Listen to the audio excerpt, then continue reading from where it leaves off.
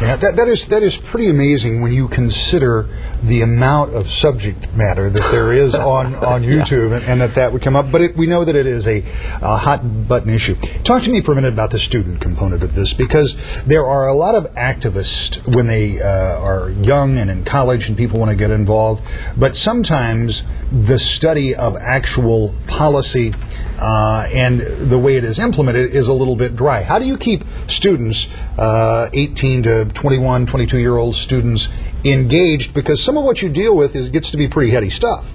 Well, thank you for that compliment. We like the heady stuff. One of the things I try to do, Rick, is I go out into the classroom in several ways. I teach classes at Grand Valley, and I try to share my enthusiasm for American history and how important it is for people to understand where they came from. I always tell students, you're learning about you. I mean, quit thinking of American history as an abstraction out there. You're really learning about you when you study American history. The other thing I do is I go into classrooms and talk to students in other political science classes and high schools and that kind of thing. We've been very fortunate. We've been able to attract students. Rick, those students become our ambassadors. They go back out and they talk to their cohorts. Those students come in and volunteer. They will post our clips on MySpace and Facebook. They will get on and say, let's put something on YouTube. When I see the enthusiasm of the students in the Grand Valley community and local high schools here, I'm very encouraged by their commitment. We have students come in. I've had high school students who've walked in, and when I've interviewed them the first day to see if they have a home at the Hauenstein Center, I'll say, what really is driving you? And they'll say, you know, I'm toying with the idea. I would really like to be President of the United States someday. And we chuckle. I know, sometimes we have sort of a, well, he'll find out. Actually, our attitude at the Hauenstein Center is that if a young man or woman is that motivated, they love this country that much, and they want to make that kind of a contribution, we're all for it, and we'll try to create an environment at the Hauenstein Center in which they can thrive. So the students have come in, they get to meet Ralph, that's always a bonus. We've been very fortunate in the commitment. So really, when you have 600 students show up at a Hitchens v. Hitchens debate, I'm not surprised. Although I still think it's a remarkable accomplishment, because it is sometimes hard to get that enthusiasm turned into actual activity, to actually keep people involved. And particularly for, not just for students, but for adults too. We're going to talk a little bit about that. I want to talk about this rare collection of books that you have come into possession of. I also want to talk about some more of these great speakers that you have. And I want to talk a little bit, I want to get your opinion on something. All this enthusiasm for young people in the 2008 presidential election cycle. We have been told, since I was old enough to remember, that young people would have an impact in an election, in a presidential cycle. And for the most part, it has never happened. Will it happen this year? We'll find out when we come back and talk more with Gleaves Whitney when To The Point returns.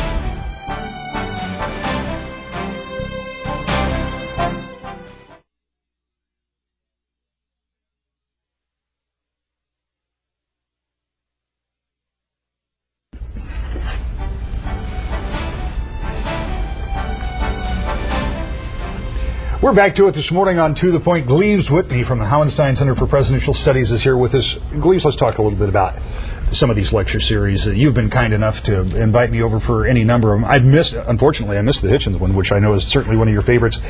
But who can come to these, and who might they have seen if they would have shown up in the past? We've had some great speakers. I've mentioned earlier Richard Norton Smith, who's no stranger to this community. No, I've been a guest on this show many times, and really one of the most intriguing and interesting people to talk about presidential politics of all time. This guy, he knows facts that most people have long since forgotten. It's just amazing. He is a walking encyclopedia in the best sense of the term, and he always has the telling anecdote that makes history come alive. You know, Richard has the motto, there's no excuse for a boring history lesson, lecture, or book.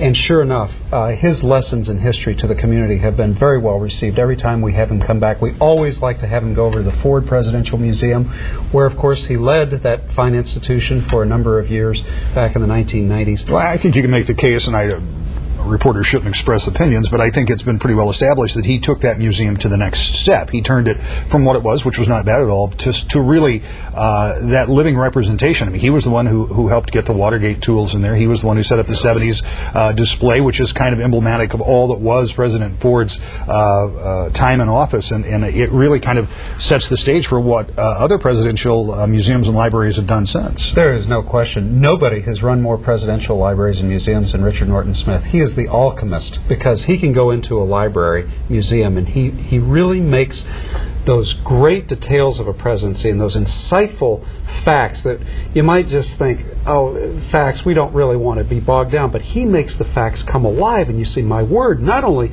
is this a key like the Rosetta Stone for this administration, this tells you something about American history I didn't see before. He's the alchemist. He takes this material, he turns it to gold so that people really understand and connect to that history. And so when you have him come into the Gerald R. Ford Museum Auditorium or to Loosemore Auditorium on our campus, he's able to draw a great crowd and do so with such verve and humor. He really has people, a loyal following here in West Michigan. So we like to bring him in. I've been bringing Colonial Williamsburg into West Michigan. We've had Bill Barker a number of times, who is the Thomas Jefferson at Colonial Williamsburg. And I tell you what's interesting. Bill will always, at some point in his program, say, how many of you have been to Colonial Williamsburg? And just about everyone has. So that's a great connection we have, because then they go out and spread the word. Right. We just had Sam Goodyear and Abigail Adams come in, and John Adams. They did a play this winter that was very well received and attended. So we try to bring in people who give our audiences the chance to see history in a different and more insightful light, maybe in a way they hadn't seen it before. You just brought to my attention something. This is going to be the first scholarly conference on something that I hope you have a big room for this, because November 13th and 14th, after the election, you're going to have a conference, and it's called simply Bush's Legacy, and that's Bush 43, not 41. That's correct. We're going to have, Rick, the first scholarly assessment of the Bush presidency. It's going to be in the week after the election week. All of the presenters have already written their papers, and so now they're going to look at the election and in events between now and November so that they can revise their papers. We want them to come in and say, here's the significance of the Bush presidency, here are missed opportunities, here are the strong points, here are the weak points. I'm not looking for either hagiography or list the blame game. I really want a scholarly assessment. University of Kansas Press is already on board to publish this volume in February. These scholars will come back. They'll be here in November, then they'll go back to their offices and they will revise their papers, and then they will be ready for publication. We will have a book out there. It's important that American citizens try to assess this presidency, this last 8 years, because of all the key issues, whether it's Iraq, the general war on terror, energy policy.